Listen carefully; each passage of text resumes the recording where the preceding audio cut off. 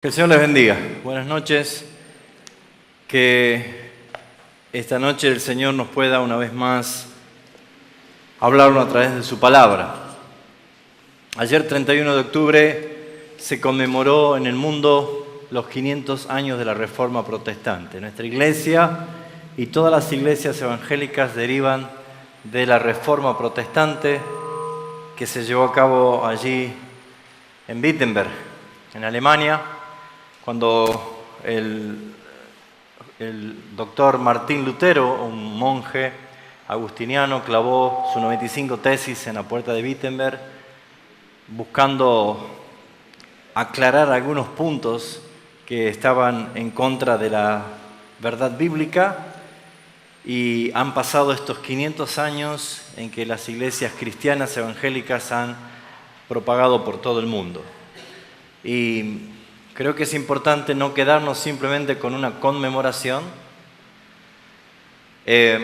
Decía en un sermón de que cuando uno mira cuando uno conoce una historia, puede ser de que uno simplemente conozca algunos rasgos de la historia y se olvide, porque en el mundo hay millones de historias.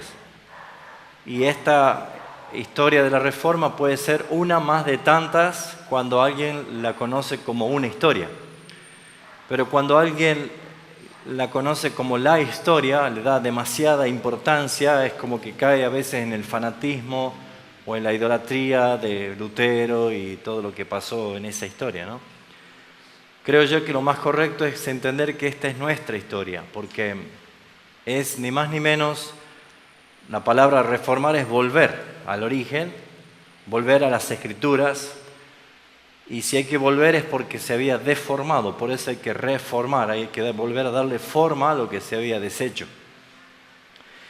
Y la verdad que he visto publicaciones de todos celebrando Reforma Protestante, de todos los estilos, desde teologías de prosperidad, desde promociones a apóstoles y profetas, y todo valía, ¿no? Hasta encuentros ecuménicos. Y eso es porque simplemente se ve la historia. Y creo yo que todos los que conocemos la importancia que tiene y qué es lo que allí sucedió, es que tenemos la obligación nosotros de guardar el verdadero evangelio y predicar el verdadero evangelio, y hablar de las doctrinas de la gracia es fundamental. Así que me gustaría hacer una exposición continuada acerca de lo que es la salvación. Y esto nos va a ayudar a nosotros no solo a conocer, sino también a valorar, a comprender, a sentir realmente la importancia que tiene el Evangelio de Jesucristo, y que por lo general se ha sustituido el Evangelio de Jesucristo por el Evangelio de los cristianos o de la gente, porque muchas veces se quiere escuchar algo que le haga bien a las personas, pero no quiere quizás que se mencione la palabra pecado o la palabra condenación o la palabra juicio final, porque eso es como que espanta a la gente. Y no podemos hablar del Evangelio de Jesucristo si no entendemos cuál fue la misión de Jesucristo. Diga conmigo: salvación. ¿Saben cómo podemos nosotros resumir en 3 palabras el Evangelio de Jesucristo? Podemos resumir en lo que nuestro Señor Jesucristo dijo. 3 palabras. Dios salva pecadores. La salvación es que Dios salva pecadores. Así que creo yo que si la palabra pecado es la que nos molesta, si la palabra pecado es la que me incomoda, déjeme decirle que la Escritura nos enseña a nosotros a entender que cuando nosotros confesamos que somos pecadores y creemos que no hay ningún mérito de que podamos ser salvos, es entonces cuando podemos nosotros obtener la salvación de nuestro Señor Jesucristo. Jesús dijo esto en Lucas capítulo 5, versículo 31 y 32. Es importante ver lo que Jesús habla acerca de la salvación. Porque se les preguntó a Jesús por qué Él comía con pecadores, con publicanos. Porque Jesús iba a donde había pecadores y donde la sociedad culpaba como los más pecadores, allí es donde Jesús apuntaba. Y la pregunta que le hicieron es ¿por qué Él se juntaba con tantos pecadores? Bueno, la respuesta es lo que Él vino a hacer. Jesús dijo esto, versículo 31. Respondiendo Jesús les dijo, los que están sanos no tienen necesidad de médico, sino los enfermos. ¿Qué está haciendo Jesús allí? Dando un ejemplo. Está utilizando una ilustración natural para entender lo que es la salvación. ¿Cuántos fueron al médico hoy estando sano? Nadie. Si alguien está sano, no va al médico. Alguien va a ir al médico cuando sabe que su cuerpo le está dando señales de una enfermedad y que seguramente hay que tratarla. Al dar esta ilustración Jesús, seguidamente da la explicación de qué se trata, su misión. Y dice el versículo 32, no he venido, dice Jesús, a llamar a los justos, sino a pecadores para que se arrepientan. Así que si la pregunta es, ¿qué es salvación? La salvación es que Dios salva pecadores. Y en otras palabras, no podemos nosotros esquivar esta gran verdad porque es justamente cuando nosotros alcanzamos la salvación. Así que me gustaría desarrollar en estos próximos miércoles, si así Dios los permite, una profundidad acerca de la doctrina de la salvación, porque aunque algunos ya lo sepan o lo conozcan, todo el tiempo tenemos que hablar del Evangelio de Jesucristo. Porque mientras más conozco el Evangelio de Jesucristo y su amor, más agradezco al Señor, porque el primer pecador soy yo. Y si nosotros nos damos cuenta de que hay algo intrínseco en cada ser humano de una necesidad de vivir, desde un bebé hasta un bebé en el vientre de su madre, por instinto busca vivir. Toda persona que está caminando bajo la sombra de una enfermedad anhela vivir. Nos asustamos cuando una enfermedad o un accidente pareciese ser que pone en riesgo nuestras vidas porque queremos vivir. La vida es una necesidad. Pero hay algo más interno que es la necesidad de ser salvos. Porque muchas personas pueden estar radiantes de su salud, con una vida que a lo mejor no tienen mayores necesidades, que no pasan sobresaltos extremos, sino que viven una vida tranquila, acorde a su posición, o pueden estar disfrutando de un momento de tranquilidad. Pero hay algo que todos los días a todos los seres humanos los inquieta. Se llama la conciencia. Esta cabeza trabaja a favor de Dios porque Dios escribió en nuestra mente su ley. Todos los seres humanos, por más que digan que son ateos y no creen en Dios, todos los seres humanos tienen parámetros morales. Cualquier persona sabe que robar está mal, ¿no es cierto? Por más que quiera convencerse que no hay ningún problema y hasta se puede hacer un ladrón profesional, en lo más profundo de su ser sabe que robar está mal. Sabe que matar es un delito. Sabe que cometer adulterio, por más que hoy quiera forzarse en un sistema mundo de que es normal, su conciencia le dice que está mal. Las desviaciones sexuales, intentando cambiar el sexo, que pareciera ser que hoy tenemos que abrazar diciendo sí, está bien, es normal, Hasta hay necesidad de hacer marchas de orgullo para decir, estamos bien. Porque hay algo aquí que les trae un parámetro moral a todas las personas. Y eso es la ley de Dios. A todas las personas. Por lo tanto, cuando alguien se encuentra con el Evangelio de Jesucristo, cuando alguien se encuentra con la palabra de Dios y escucha o conoce que hay un día de un juicio final, que hay algo que va a suceder, que todos los hombres vamos a morir y después viene un juicio. Eso lo dice la Escritura.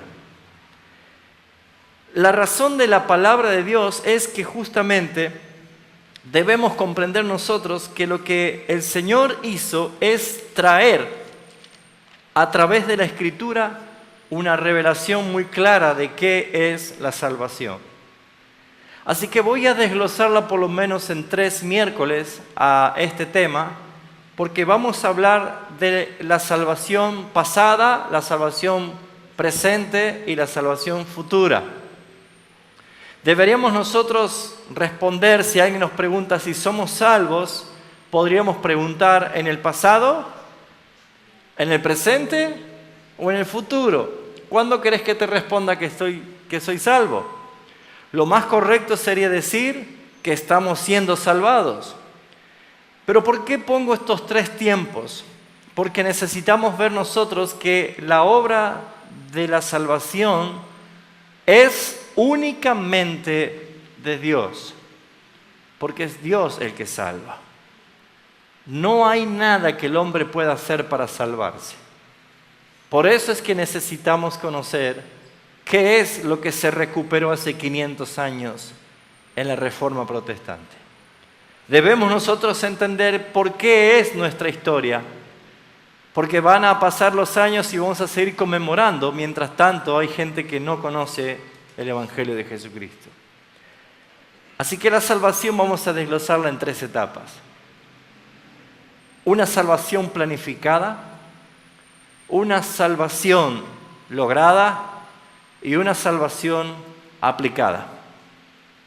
Hoy vamos a hablar acerca de la salvación planificada. No nos va a dar tiempo para llegar a las otras 2, pero quiero que podamos entender nosotros cómo es que nosotros fuimos salvos. Y si alguno está aquí presente y no tiene una convicción de salvación, preste atención, porque lo que voy a hablarle es el Evangelio, con lo que usted puede ser salvo eternamente. Es claro entender que la Escritura nos muestra que nosotros hemos sido salvados por Dios. Pero ¿qué revela la Escritura acerca de la salvación? Tenemos que ver nosotros claramente que la Biblia nos enseña de que nuestra salvación, al ser de Dios, debemos nosotros entender que la Escritura nos revela que nuestro Dios es un Dios manifestado en 3 personas. Es un Dios que lo conocemos como el Padre, como el Hijo y como el Espíritu Santo. Y nuestra salvación está manifestada justamente de una salvación trinitaria, porque es el Padre el que planificó, es el Hijo el que logró y es el Espíritu Santo el que aplicó esa salvación a nosotros. Si ustedes me acompañan a Hebreos capítulo 1, vamos a ver de una forma panorámica, sin entrar en detalles, porque solamente quiero llevarlos a las Escrituras a ver que nuestra salvación es trinitaria. Dice el versículo 3, Efesios 1:3. Bendito sea el Dios y Padre de nuestro Señor Jesucristo. ¿A quién está glorificando Pablo en su carta? Al Padre. Dice, al Padre de nuestro Señor Jesucristo, que nos bendijo con toda bendición espiritual en los lugares celestiales en Cristo. ¿Quién es el que nos bendijo? El Padre. ¿De quién está hablando? Del Padre. ¿Qué hizo el Padre? Versículo 4. Según nos escogió, ¿quién? Dígalo fuerte, ¿quién? El Padre. Está hablando del Padre. Nos escogió en Él. ¿Quién es Él? Cristo. O sea que el Padre nos escogió y nos puso en Cristo. ¿Cuándo hizo esto el Padre? Antes de la fundación del mundo. ¿Con qué objetivo? Para que fuésemos santos y sin manchas delante de Él. ¿Qué más hizo el Padre? En amor, habiéndonos predestinados para ser adoptados hijos suyos. Nosotros somos hijos del Padre, no del Hijo. Nosotros, según Hebreos, dice que Él es nuestro hermano. ¿Sí? Así que nosotros somos hijos del Padre, no de Jesús. Porque dice que hemos sido predestinados en amor para ser adoptados como hijos suyos. Y dice, según el puro afecto de su voluntad. ¿La voluntad de quién? Del Padre. O sea que nuestra salvación comenzó en el acto de la planificación de tu salvación, de mi salvación, del Padre. ¿Y cuándo lo hizo? Antes de la fundación del mundo. Muy bien, que vemos después lo que hizo el Hijo. Dice el versículo 10, de reunir todas las cosas en Cristo, en la dispensación del cumplimiento de los tiempos, así de la que están en los cielos como de la que están en la tierra. En Él, asimismo, tuvimos herencia, habiendo sido predestinados conforme al propósito del que hace todas las cosas según el designio de su voluntad, a fin de que seamos para alabanza de la gloria nosotros, los que primeramente esperábamos en ¿quién? ¿Qué esperábamos de Cristo? Que ejecute la salvación, que lleve a cabo la salvación. Por eso es que vamos a ver la salvación planificada, la salvación lograda y la salvación aplicada.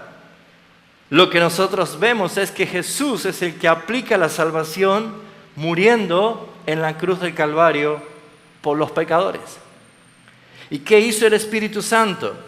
Dice el versículo 13, en Él, está hablando de Cristo, también vosotros, habiendo oído de la palabra de verdad, el evangelio de vuestra salvación, habiendo creído en Él, está hablando ya de Cristo, ¿qué pasó? Fuisteis sellados con el Espíritu Santo de la promesa. Esta palabra que fuimos sellados está hablando de la aplicación consumada de nuestra salvación a través del Espíritu Santo. Por lo tanto, mis hermanos, es tan importante conocer el Evangelio de Jesucristo, porque entendiendo que somos salvos por Él y para Él, es porque hay un solo propósito de por qué el Señor te salvó. Es para su gloria, para que Dios sea glorificado. Ahora, vamos a tocar en esta exposición únicamente la salvación planificada. El próximo miércoles vamos a hablar de la salvación lograda. Vamos a ver la cruz. ¿Qué pasó en la cruz del Calvario? Y vamos a terminar con la aplicación de la salvación, que es la obra del Espíritu Santo. Así que lo primero que tenemos que preguntarnos nosotros es, ¿cómo es que la Biblia nos revela que fue planificada nuestra salvación? ¿Cómo es que logramos nosotros ser salvos? La salvación, primeramente, debemos entender que no es nuestra, sino que Dios nos salvó a nosotros. Y si nos salvó a nosotros es porque hay un plan de Dios. No hay una desorganización y no hay ningún tipo de improvisaciones de parte de Dios, sino que nuestra salvación está claramente identificada con un Dios que planifica todas las cosas. Vamos a ver algunos textos que nos indican que nuestra salvación fue planificada y que el tiempo fue antes de la fundación del mundo. Segunda carta de Pablo a Tesalonicenses. Segunda de Tesalonicenses, capítulo 1, versículo 8 y 10.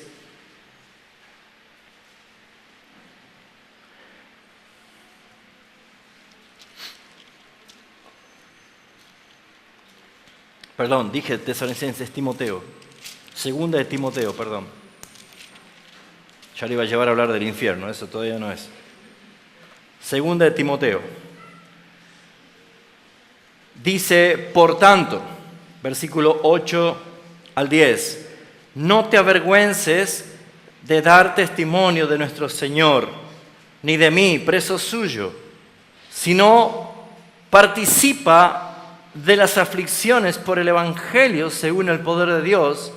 Y que dice el 9, quien nos salvó y llamó con llamamiento santo, no conforme a nuestras obras, sino según el propósito suyo y la gracia que nos fue dada en Cristo Jesús. ¿Cuándo? Antes de los tiempos de los siglos. ¿Quiere decir esto? Antes que exista el tiempo. En la eternidad. Antes que fuese formado el cielo y la tierra y todo lo que existe, hemos recibido una gracia salvífica, que es el plan de Dios para salvarnos. Y dice el versículo 10, pero que ahora ha sido manifestada por la aparición de nuestro Salvador Jesucristo, el cual quitó la muerte y sacó a la luz la vida y la inmortalidad por medio de ¿qué? Del Evangelio. ¿Saben que el Evangelio es tan importante porque sin él no hay salvación?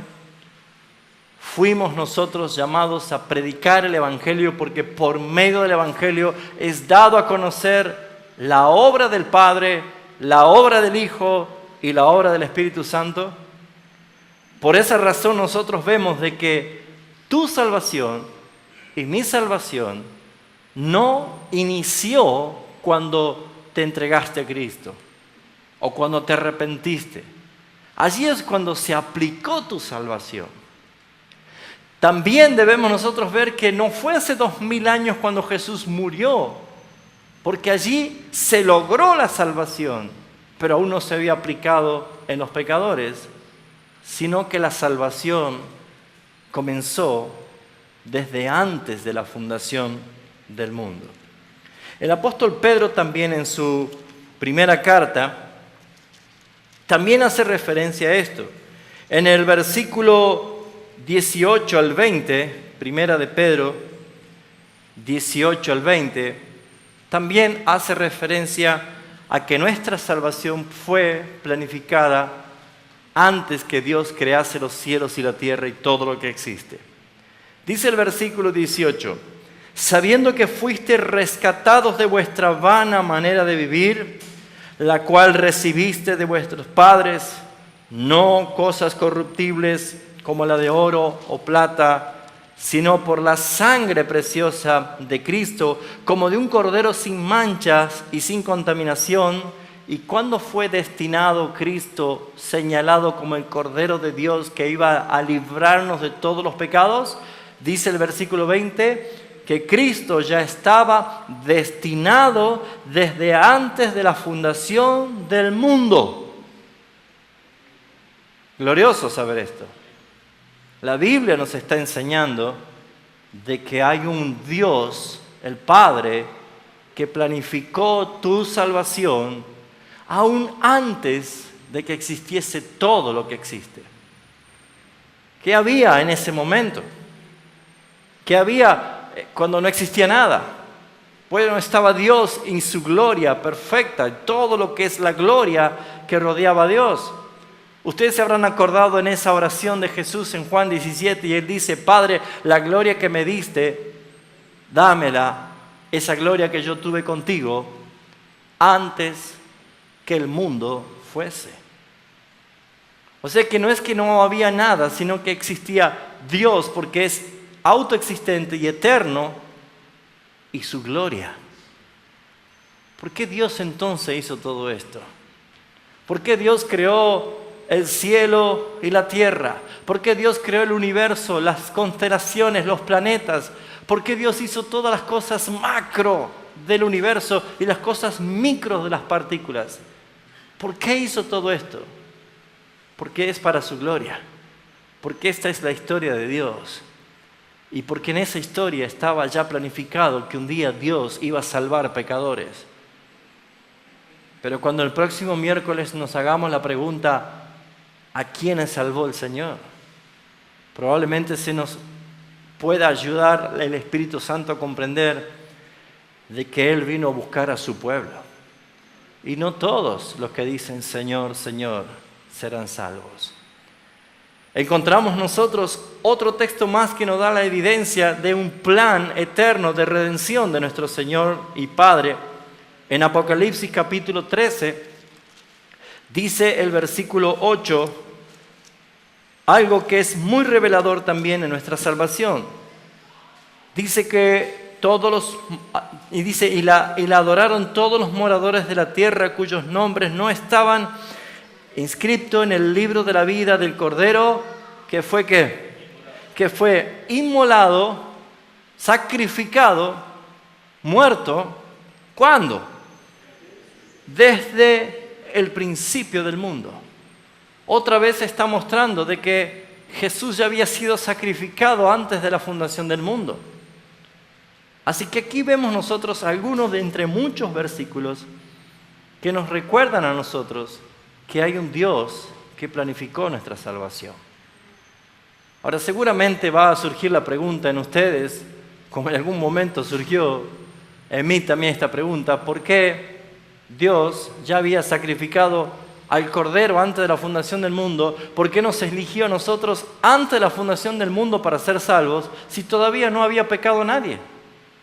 Si todavía no existía el pecado. No tenemos ningún texto bíblico que nos diga puntualmente por qué, pero sí podemos entender nosotros que nuestro Dios es soberano y que todo lo que quiso hacer ha hecho, y que no hay ninguna duda que nosotros hoy podemos entender el significado de habernos perdonado de todos nuestros pecados. Ahora, ¿qué necesitamos nosotros? Ver que el mismo Jesús, cuando estuvo aquí en la tierra, Él reveló de que Él fue enviado por el Padre a cumplir una misión. Él dijo claramente que Él vino a hacer la voluntad del Padre. Jesús claramente reveló a través de todo el tiempo que estuvo aquí en este mundo que el propósito de Él era hablar y obedecer solamente lo que el Padre le daba. Veamos Juan capítulo 5. Veamos lo que dice Jesús.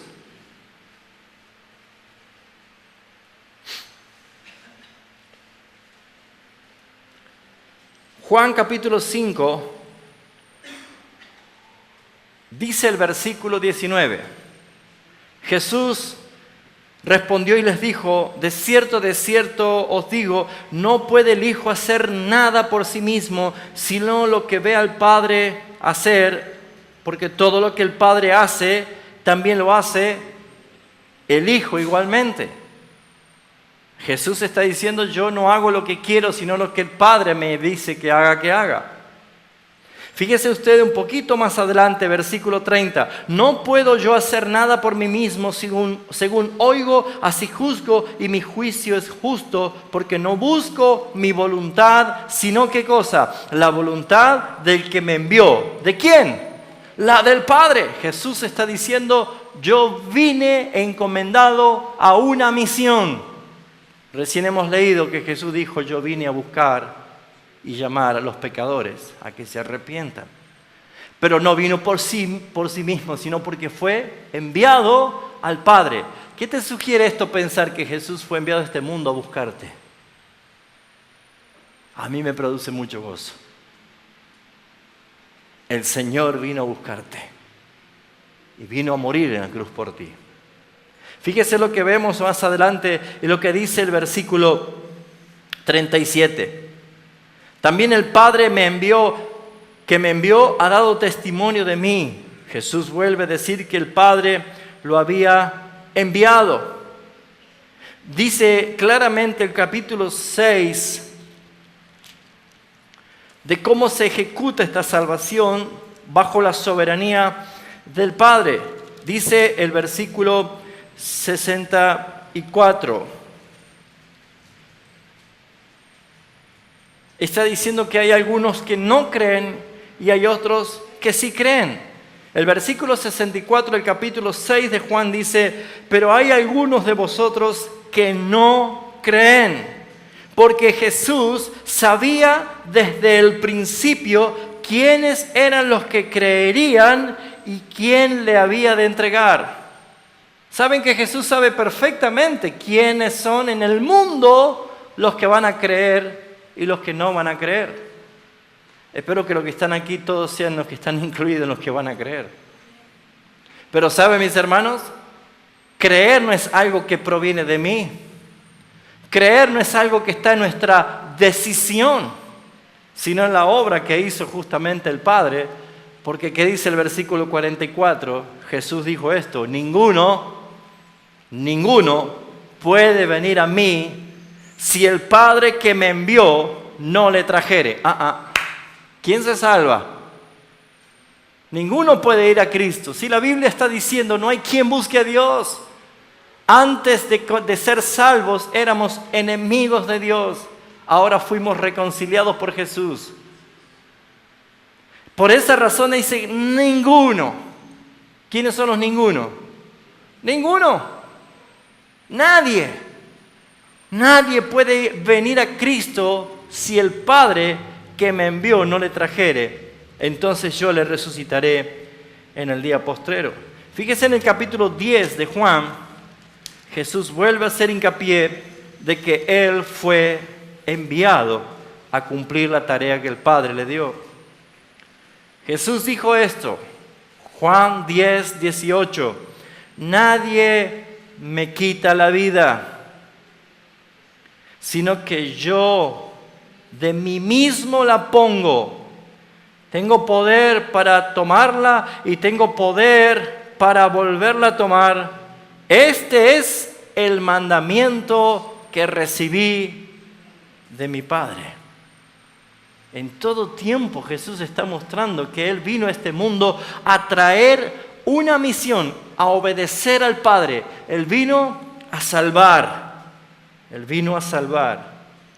Vean otra vez el capítulo 6 y acomodemos este pasaje con el que acabo de leer. Juan capítulo 6, y fíjense en el versículo 36 al 39.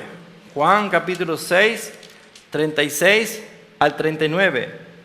Dice, mas os he dicho, y aunque no me habéis visto, no creéis.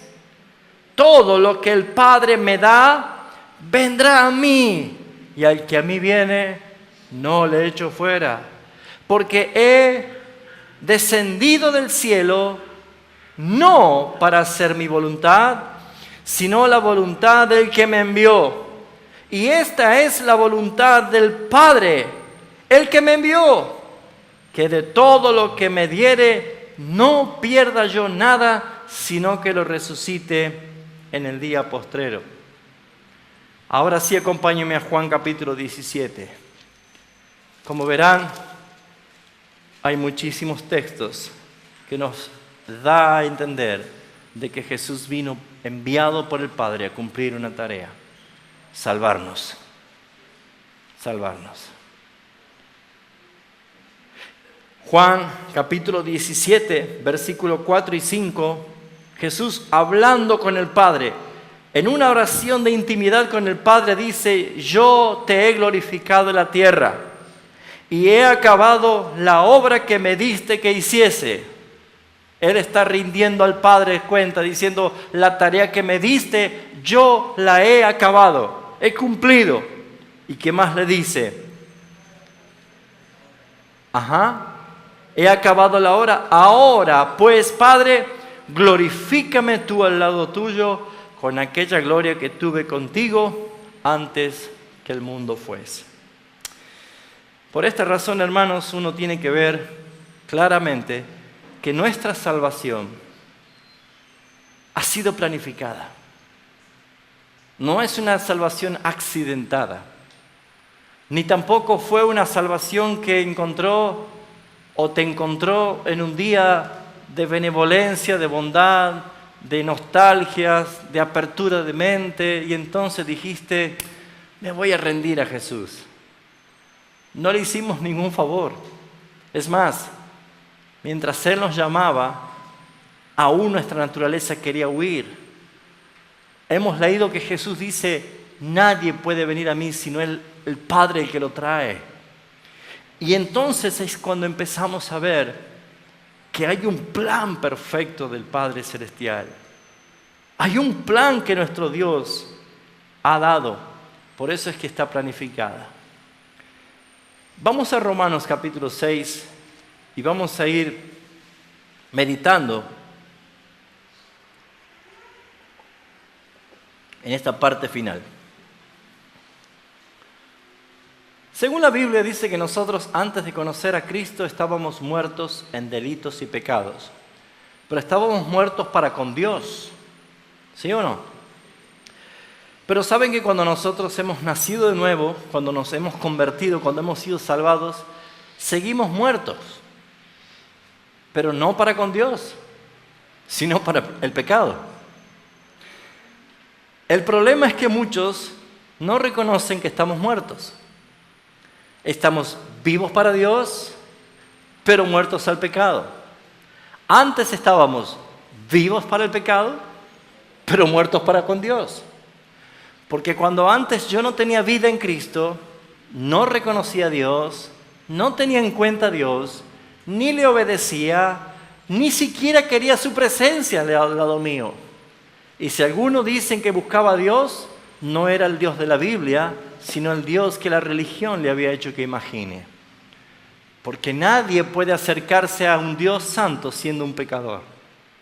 De la única forma en que el hombre pecador pueda tener reconciliación con un Dios santo es que el pecador pague la consecuencia de su pecado.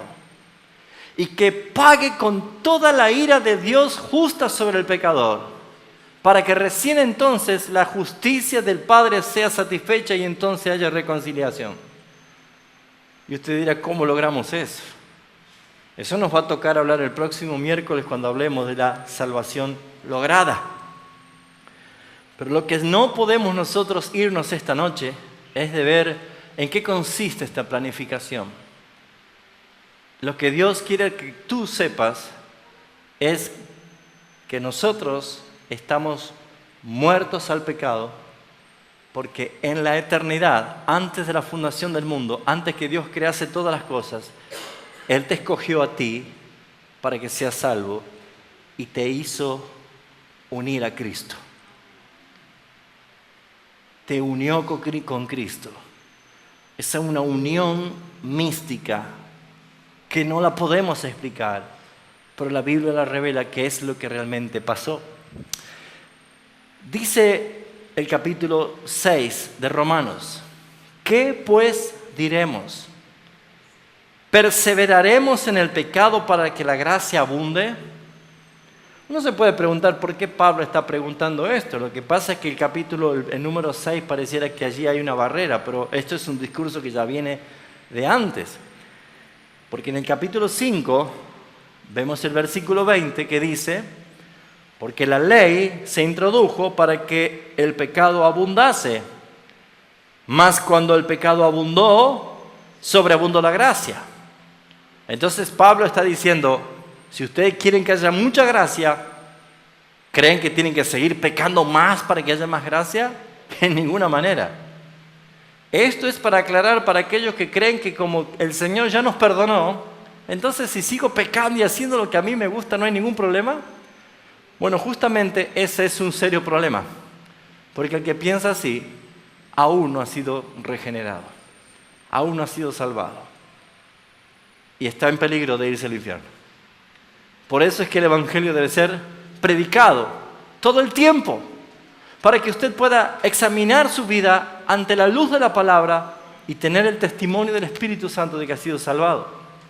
Pero lo que dice es que no debemos nosotros ignorar esta gran verdad. Así escribe el apóstol Pablo. Dice el versículo 5, porque si fuimos plantados juntamente con Cristo en la semejanza de su muerte, no sé si ven la palabra plantados, quiere decir introducidos, están puestos en Cristo. Eso es plantados. No está haciendo referencia a la huerta de ir a plantar una plantita, sino es poner algo sin ningún tipo de autorización, sino con autoridad, con soberanía, ¿sí? Yo voy y pongo. ¿Quién ha plantado esto aquí? Yo lo puse. ¿Por qué? Porque lo planté con autoridad. Nosotros fuimos plantados en Cristo. ¿Quién lo hizo? El Padre. ¿Cuándo lo hizo? Antes de la fundación del mundo. ¿Qué hizo? Nos puso en Cristo. Si usted es salvo hoy, agradézcale al Padre porque antes de la fundación del mundo, Él ya te unió con Cristo. Porque ¿qué hizo el Padre? El Padre debía destruir, matar nuestro cuerpo de pecado. Y cuando dice cuerpo de pecado no está hablando de este cuerpo físico, que es la materia, sino lo que en mi naturaleza se servía del pecado. Dice así: porque si fuimos plantados juntamente con Él en semejanza de su muerte, así también lo seremos en la de su resurrección. Sabiendo esto, Pablo está dando por seguro de que lo sabemos. Sabiendo esto, que nuestro viejo hombre fue crucificado juntamente con Cristo. Nuestro viejo hombre. A ver, Karen González, ¿podés ponerte de pie? ¿Ustedes pueden ver a una vieja mujer allí? ¿La ven o no? Claro, nosotros decimos, no es vieja. Ella no es vieja. ¿Cuántos años tenés, Karen? Mire, una vieja de 10 años. Bueno, no está haciendo referencia a la edad biológica, gracias madre, sentate, sino de nuestra naturaleza que tiene muchos años desde Adán. Desde Adán. Esa vieja naturaleza dice que ese viejo hombre fue, ¿qué tiempo verbal es? Pasado, presente o futuro. Fue pasado. Crucificado. ¿Con quién? Juntamente con Cristo. Ahora, Pablo estaba escribiendo esta carta recién apenas unos años más después que Jesús había muerto, resucitado y ascendido. Es válido de que esté diciendo que Jesús fue el que murió en la cruz y nosotros hemos muerto cuando Él murió, y es verdad.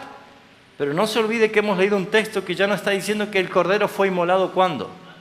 Antes de la fundación del mundo.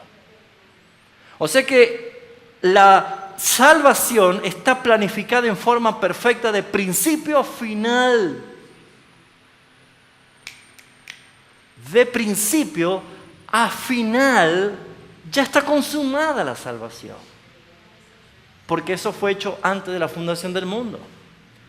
Cuando Cristo viene y muere en la cruz del Calvario y Él logra la salvación, efectivamente ya está cumpliendo con el Padre que lo envió a esa tarea, a esa misión.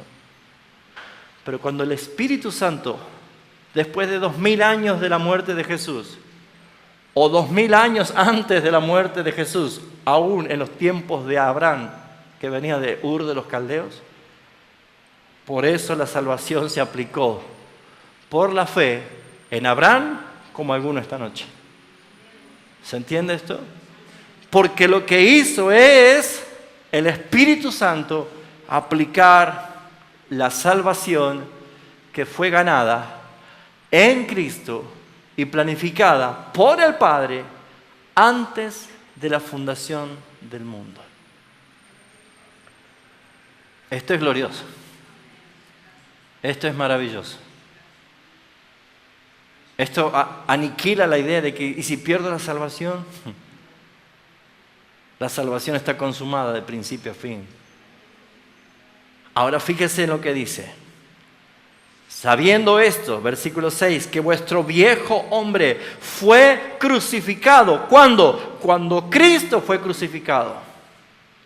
Vuestro viejo hombre murió cuando Cristo murió. Y fíjense, para que el cuerpo del pecado sea destruido, a fin de que no sirvamos más al pecado. ¿Pecamos? ¿Cuántos han pecado hoy? ¡Ah! ¿En serio? Todos pecamos, por comisión o por omisión. Pecamos todo el tiempo, pero lo que pasó a los que estamos unidos a Cristo es que no se nos imputa de culpabilidad del pecado, porque ya nuestra vieja naturaleza, el cuerpo de pecado, ha sido crucificado, muerto y destruido en la cruz del Calvario. Por esa razón, nosotros tenemos paz para con Dios. Así que está diciendo, versículo 7, porque el que ha muerto ha sido justificado del pecado. Y si morimos con Cristo, creemos que también viviremos con Él. Sabiendo esto, habiendo resucitado de los muertos, que el que ya ha resucitado de los muertos, ya no muere. La muerte no se enseñorea más de él, por cuanto, dice, porque en cuanto murió, ¿a quién murió? Al pecado murió, una vez y para siempre, una vez por todas, mas cuanto vive, para Dios vive. Necesitamos ver nosotros estos principios porque para llegar a decir esta salvación realmente es planificada antes de la fundación del mundo, me puede generar a mí la necesidad de responder esta pregunta. ¿Cómo puedo saber yo hoy que esa salvación que el Padre planificó, yo soy un escogido? ¿Cómo puedo saber? ¿Cómo puedo estar tranquilo? ¿Cómo puedo estar confiado? ¿Cómo puedo estar seguro?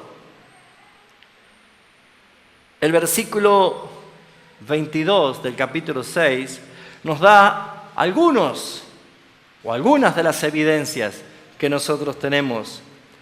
Dice más, ahora que habéis sido libertados del pecado, hechos siervos de Dios, tenéis por vuestro fruto la evidencia, ¿qué cosa? La santificación y como fin la vida eterna. Ya no tengo tiempo para desarrollar ese texto, pero ese texto es para una serie de predicaciones si quiere. Pero debemos entender que si usted quiere saber, ¿soy salvo? Muy bien, respondiendo a esa pregunta es, ¿fuiste librado del pecado? Y si fuiste libertado del pecado, ¿eres siervo o sierva del Señor? ¿Le estás sirviendo a Dios? Porque nadie puede ser libre del pecado y no sirve a Dios. El que es libre del pecado fue hecho siervo de Jesucristo. Y el que es un siervo de Jesucristo muestra como frutos la santificación que es progresiva, que todo el tiempo reconoce la naturaleza de su condición humana y cuando peca, lucha para no volver a pecar, que hace ejercicio espiritual en el Señor para fortalecerse y no seguir pecando en ese pecado, sino que va madurando. Y el fin de esa vida, la recompensa, es la vida eterna. Así que mis hermanos, para concluir, necesitamos nosotros primeramente entender esto. Fuimos salvos. Para los que ya tenemos el testimonio de nuestra salvación, porque el Padre decidió salvarte. Hay muchísimos textos que no toqué, pero hay muchísimos textos. Muchísimos. Hasta que dice que tu nombre fue escrito en el libro de la vida antes de la fundación del mundo. No cuando repetís una oración y decís, ahora tu nombre se escribió. No, eso fue antes de la fundación del mundo. Por eso, mis hermanos, nuestra salvación es trinitaria. El Padre planificó, el Hijo la logró y el Espíritu Santo la aplicó. Vamos a dejar aquí, ya estamos en buen horario. Pero lo que quiero es que usted se lleve a su casa esto. Qué gloriosa es la salvación de Dios. Y va a dar gracias al Señor sabiendo que aunque, dice la Biblia, aunque tu padre y tu madre te hayan abandonado, el Señor con todo te recogerá, porque eres de Él. El Señor te llamó por tu nombre, aunque tú no le conocías. Él te puso nombre. Y dice, mío eres tú. Es glorioso saber esto. La gente padece hoy de bullying. Y esas personas que padecen sufren pensando de que nadie los ama. El solo hecho de pensar de que hay un Dios que desde antes que exista todo lo que existe ya te pensó, te escogió, te planificó, te destinó, te predestinó para que seas salvo. Yo creo que a nosotros nos motiva a decir gracias, Señor. El próximo miércoles vamos a ver cómo es que se logró esta salvación, la obra de Cristo en la cruz del Calvario. Vamos a orar.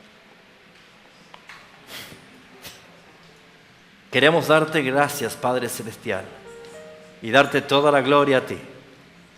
En lo que compete a la enseñanza de esta noche, agradecerte, Padre, por tus planes eternos. Perfectos. Perfectos. No quedó ni un detalle librado al azar. Todo ha sido planificado. Como dice tu palabra, en tu libro estaban escritas todas aquellas cosas que luego fueron formadas sin faltar ni una de ellas. Es la perfección de nuestro Dios y Salvador. Gracias por habernos hecho tus hijos. Gracias por haber enviado al unigénito Jesucristo, tu Hijo, para salvarnos a nosotros pecadores. Gracias por no haber tomado en cuenta nuestros pecados, sino que la perfecta justicia fue sobre Cristo y nosotros fuimos librados de la culpabilidad. Señor, queremos darte la gloria por tu palabra en nosotros. Gracias, Señor. Y en este momento, Señor, como iglesia, queremos honrarte a ti, porque tú eres digno de alabanza. Bendice esta palabra, Señor, y bendice a los oyentes en esta noche.